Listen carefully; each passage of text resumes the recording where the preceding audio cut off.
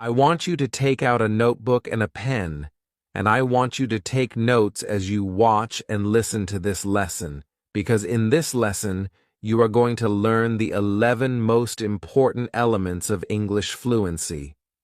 I, Teacher Lara, want you to be able to speak English fluently and with confidence. So, my friend, take notes and watch your English improve. Are you ready? Well then, I'm Teacher Lara. Let's jump right in. Element number 1, consistency in practice. I cannot emphasize this enough. Consistency in practice. Daily engagement with English through various activities as you're going throughout your day. When you wake up in the morning, when you make your breakfast, when you meet with other people, constantly be thinking in English. Constantly be thinking of ways to describe situations in English. If you meet someone and you find out that either they're learning English or they are a native English speaker, try to speak to them. Try to speak with them in English. Again, number 1, consistency in practice. Why, you might be asking, is this so important? Here is the first reason why this is so important. Reason number 1, it builds muscle memory for natural English expression. The more you do it, the easier it will become. Here's the second reason. It creates lasting neural pathways for language retention. The more you do this, the more you are telling your brain, hey, this is a habit I want to make sure is a part of my life moving forward. It will help you speak easier, more fluently, and with confidence. And the third reason why it's so important for you to remain consistent with your practice is that it develops automatic responses in English conversation. If you're constantly telling your brain to speak English in every situation, when it's really time to speak English in a conversation, it will come out automatically. So, number 1, consistency in practice. Element number 2, active listening skills. Again, active listening skills. Many times I have spoken with students and they've said, Lara, I want to speak English fluently. I want to speak. I want to speak. I want to speak. But you, as an English learner, must realize that in order to speak English fluently, you have to understand how to listen. Actively. Think about a child. A child does not come out of the womb, out of his mother's belly, being able to speak. No, the child spends several months of its life actively listening. This is the same thing that you must do. Regular exposure to native speakers through podcasts, movies, and conversations is important. Why, you might be asking specifically? Here's the first reason why this is so important. It trains your ear to recognize natural speech patterns and intonation. In order for you to be able to speak naturally, you have to hear someone else do it first. The second reason, it improves your comprehension of different accents and speaking speeds. You are used to my accent. You are used to my speech pattern. But the more you listen to others, the more your ear will be trained to understand other people's accents as well. And finally, it helps you internalize correct grammar structures naturally. Now, you're probably saying, wait a minute, Lara, you never teach us grammar. You are correct. However, my students' grammar always improves. Why? Because I'm teaching my students in my academy to follow certain patterns, to listen carefully to how native speakers speak. That will naturally help your grammar improve, because your brain will say, hey, this is the pattern they used, this is the structure they used, and you will mimic that when you speak English. So again, number 2, active listening skills. Element number 3, vocabulary building. Again, we're speaking about the important elements of English fluency, vocabulary building. A systematic approach to learning and retaining new words in context. If you want to speak English fluently, you have to follow a plan that will help you improve your English vocabulary, your knowledge, improve your English vocabulary usage and ability. You have to build your vocabulary. Why? Here are 3 reasons why this is so important. First, it enables more precise and nuanced communication. Instead of just saying all the time, good, that's good, that's good, say, that's amazing, that's awesome, that's spectacular, that is out of this world. You need to expand your vocabulary so that you'll be able to be a bit more precise when you're speaking. The second reason, it increases your confidence in professional and social situations. When you are able to use vocabulary words that match a situation, all of a sudden, your shoulders will go back. Again, we're talking about speaking English fluently and the elements of English fluency. Here's the third reason why it's so important for you to build your vocabulary in order to speak English fluently. It allows for better understanding of native content without translation. You don't want to have to go to your phone or your computer each time you're trying to understand someone. The more you build your vocabulary, the more you will understand without having to go to a dictionary. Element number 4, speaking practice. Now, we're actually getting to the speaking part. Regular conversation practice with language partners or tutors. This has been a game changer. Notice it says language partners or tutors. As an English learner, sometimes you might think that you have to practice with a teacher. A teacher is what you need, and no one else.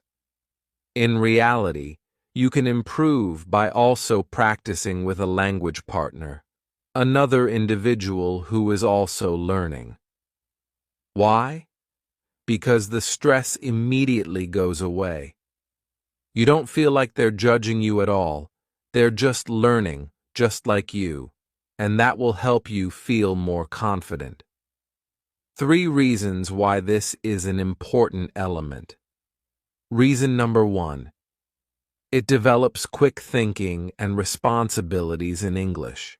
The more you practice, the quicker you'll become. Reason number 2. It will help you improve your pronunciation through real-time feedback. Even if you're practicing with a language partner, that individual will let you know, "Hey, what word did you just say again? Ah, that's what you're saying." You'll realize, my pronunciation wasn't correct, or a teacher will also let you know. Finally, it builds practical conversation skills for real-life situations. You practice, and then when you get to the real-life situation, you'll have more confidence. Element number 5, pronunciation training. A natural transition into the 5th element, pronunciation training.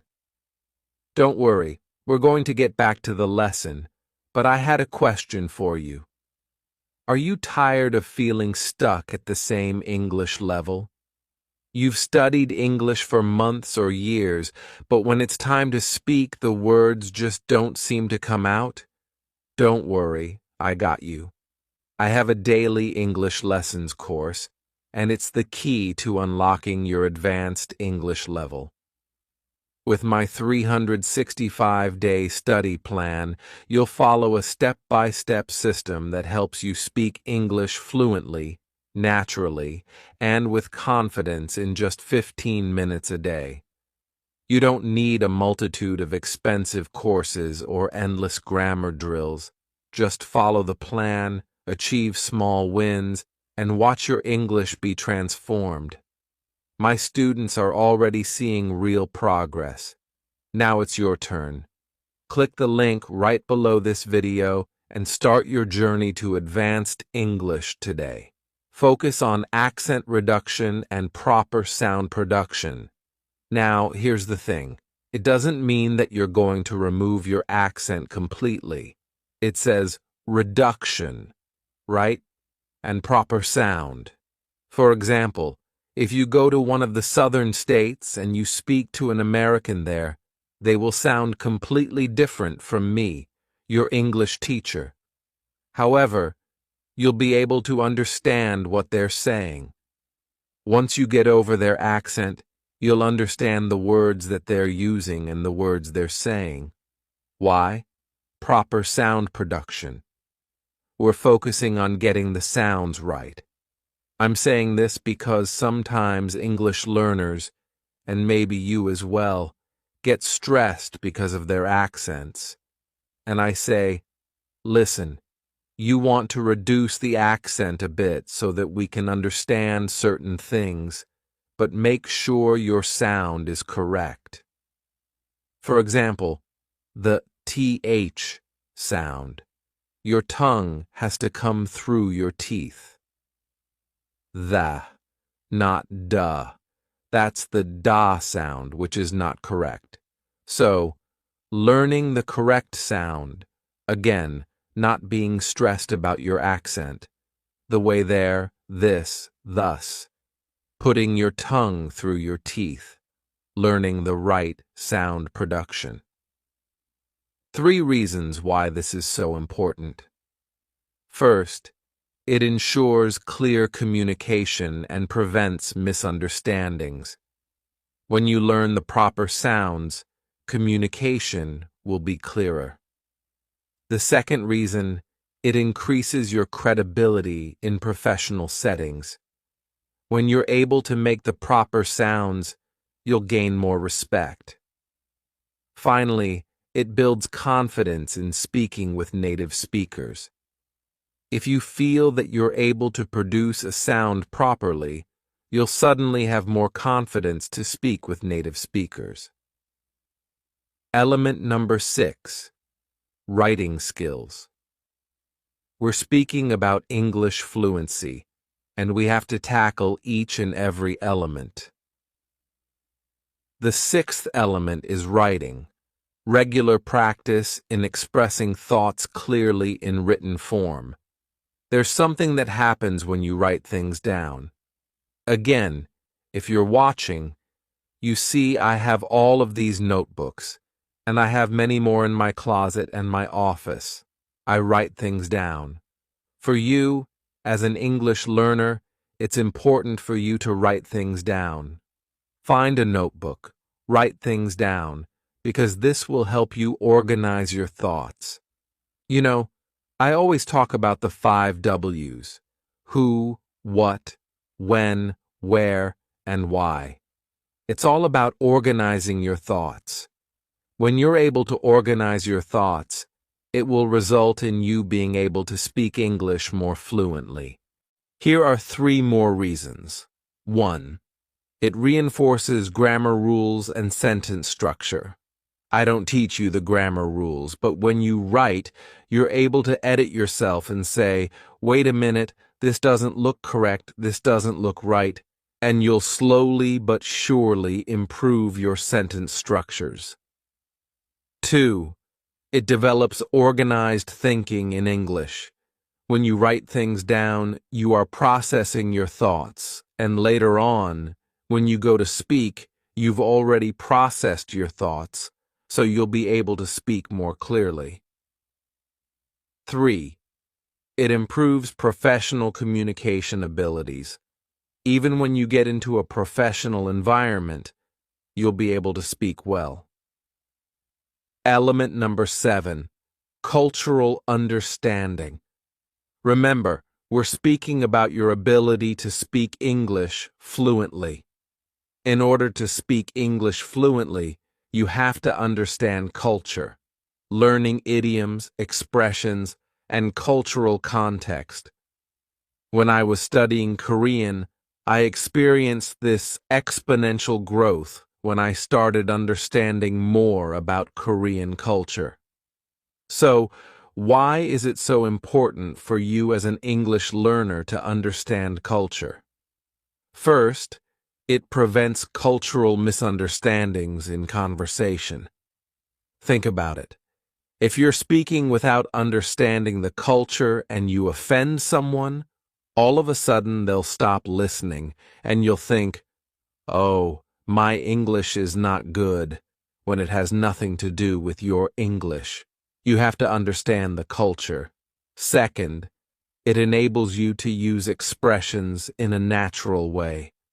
When you understand the culture and the idioms, you'll be able to use them correctly. Finally, it will help you build strong connections with native speakers. The more you understand American culture, if you're learning American English, the more naturally you'll speak and the more comfortable native English speakers will be when they speak with you. It's very important. Element number 8, goal setting. We're speaking about English fluency, and there are so many elements that are attached to you speaking English fluently. Number 8 is goal setting. Clear, measurable objectives for learning the language you're trying to learn, which is English. So, on this language journey, you have to set clear goals. Let me explain why this is so important. Reason number 1. It maintains motivation through visible progress. I mentioned earlier all of my notebooks. Write things down. Set goals that you can achieve. Don't set a goal to learn 150 words a day when you have a job, a husband, a child, and you're too busy. Set a reasonable goal, and you will stay motivated as you track your progress. I learned 1 word today. I learned 1 word yesterday. I learned 1 word 2 days ago. You'll start feeling better. Reason number 2. It creates a structured path to fluency. You can track your progress instead of it being this random goal. You have a specific goal that you are tracking, and it allows you to celebrate your achievements. This is important on your journey to speaking English fluently. You need to congratulate yourself. It's important to set proper goals.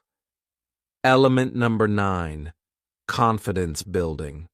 Notice what's happening as we're going through these elements. Now, we're getting to this part where we're looking inside, how you feel about yourself, overcoming fear of making mistakes, and speaking publicly. This is an important element of your English journey to speaking English fluently. Why is this element so important?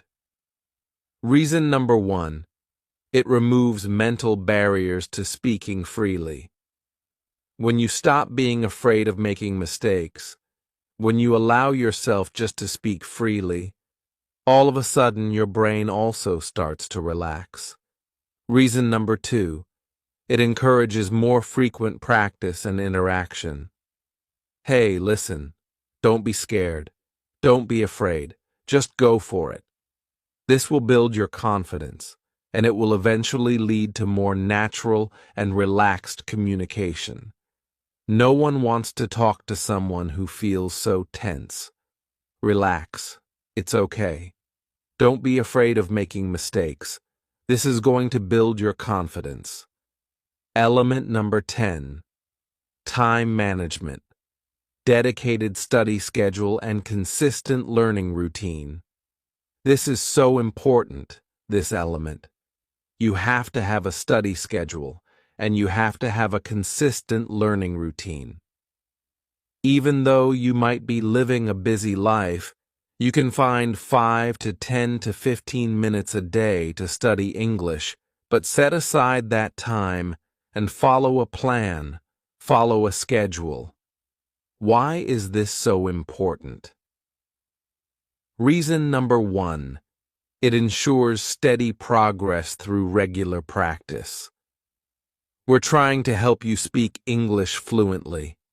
It will also prevent burnout by maintaining balanced study habits. If you don't have balanced study habits, you're going to burn out. 1 week you're studying hard, and you're like, I'm just too tired. No, make sure you have time management, and it creates sustainable long-term learning habits. Hey, if you're managing your time, you'll be able to consistently continue to study English over time. Element number 11. Self-assessment. Regular evaluation of progress and adjustment of your learning strategies. The more you learn, the more you need to assess yourself. Hey, what did I learn? How am I applying it? Here are 3 reasons why this is so important. 1. It identifies areas needing improvement. Hey, I learned this, but I struggled with this aspect. Okay, you can start to make adjustments. Remember, you're trying to speak English fluently. You're on this journey, so assess your progress. 2. It will prevent plateaus in the learning process. You've seen this happen before. You're learning, and then you kind of plateau. Many intermediate English learners experience this plateau. You don't think you're improving at all. Well, if you're constantly assessing yourself, you won't experience these plateaus. 3. It also allows for personalized learning strategy adjustments. This is something I try to encourage my students to do all the time. Pay attention to how you've improved. Pay attention to how much you know now versus how much you knew last month. This will help you be more confident, and it will also help you move forward on your journey because you'll recognize how much you've improved and also which things you need to work on more. I hope this lesson helped you. Remember to check your notes, and I'll talk to you next time. Story time. Hey. I said it's story time. All right. I'm going to call this story The Intruder. So let me take you back, way back, almost 20 years ago. This is right after I had gotten out of college, and I had bought my first house. I was living in Huntsville, Alabama. Well, actually, Madison, Alabama. I loved my job, loved my house, loved my neighborhood. Everything was great. One evening, one of my good friends, he and I both studied computer science at Oakwood. I went to Oakwood University. I had invited him to come over and just hang out. He was still living in Alabama as well, so I said, "Hey, come over, just hang out." I think I went to pick him up from where he was. For some reason, we were in the same car. Anyway, we got something to eat, and we were on our way back to my house. We were just talking, reminiscing. He and I were both in this acting group when we were in college and university, and we were just really close. We're still close, still good friends. So, as we enter my neighborhood, there was kind of this, you drove straight, and then you turned left. There was kind of a winding road to get to my house. So I'm driving the car, and he and I were just kind of talking. As we were coming around the bend to where my actual house was, I noticed that the light in my bedroom was on. Now remember, I wasn't home. My friend and I had just gone to get something to eat, and we were heading back to my house to hang out. I lived alone. No one lived with me. My bedroom, the master bedroom, was on the second floor. The other bedroom was on the main floor, with the kitchen, living room, dining room, and everything else. No one lived with me. So when I saw the light, I stopped talking. My friend, his name is Justin, said, "Lara, what's going on?" I said, "The light is on in my bedroom." He said, "What are you talking about?" He turned his head, looked straight and looked up, and he also saw the light on. You could feel the silence in the car. I kept driving forward but slowed down a bit. I said, "Justin, what are we going to do?" "The light is on in my master bedroom, which means somebody is probably inside, an intruder." He said, "All right, Lara. We're together. We can figure this out." So I pull slowly into my driveway. I said, "All right." So we're sitting in the car. The light is still on in my master bedroom. I said, "All right, what's the plan?" And at that moment, this is why you need to have some ride or die friends. He said, "All right, Lara, look, we're going to get inside. We got to get in your house quick, right? We got to get in there quick. You got a broom?" I said, "Yeah, I got a broom." He said, "Okay, you get the broom. I'll get a knife, and we'll just handle some things. We'll figure out who's upstairs." Again, I know the end of the story, so it's funny now, but I said, "All right." We were serious. We were like, "Listen, we're going in to handle business." So I parked the car, put it in park, and opened the door. We didn't want to slam anything. I said, "Okay, Justin, as soon as I open this door, we're going to have to move." I unlock the door. He walks around and gets the knife from the kitchen. I get the broom, and he says, "Lara, I'll go ahead." I said, "Okay." So he's walking up, and the way my stairs were, I had 2 flights. You walked up one, you had to turn a corner and go up the next step. Then my master bedroom was around the corner. So we're walking up the steps, and as we're walking up the steps, so this is something other cultures might do, but something about African Americans. He's African American. When we're afraid, we get a little bit upset, right? Like, if there's a bug we don't like a snake, some kind of rodent, a snake, a reptile, anything, right? The initial fear, then it's like, I know you did not just come into my home. So that's what happened. As we're going up the steps, we're like, I don't know who you are, but you're about to get out of this house. Again, it's funny now, but at the time, we were scared, but we were going to handle business, right? So I have the broom, right? And he and I, oh, backstory. He and I both took Muay Thai together, so we had the same teacher when we were in university. So we knew some martial arts, right? We both knew Muay Thai, and I had the broom, he had the knife, and we're just talking as we're going up the steps like, I don't know who you are, but you about to get up out of this house. So he walks around, and I'm following up the steps. We finally get up the steps, and the doors to my master bedroom were closed. So he's about to open the doors. He looks at me, kind of like, "You ready?" I said, "Yep, let's do it." So he swings the doors open. Again, it's funny now, but it's kind of like, we were like, ah, jumping, like, ah, we're about to get whoever's in here. So, he throws the door open. He has the knife in his hand, I have the broom in my hand, and I'm kind of behind him.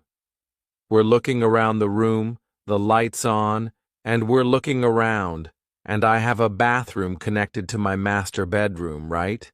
So he's like, Laura, I'm going to look in the bathroom. So I'm still looking in the master bedroom. He goes in the bathroom. He's like, nothing, nothing. No one's in there. The closet inside the bathroom is empty.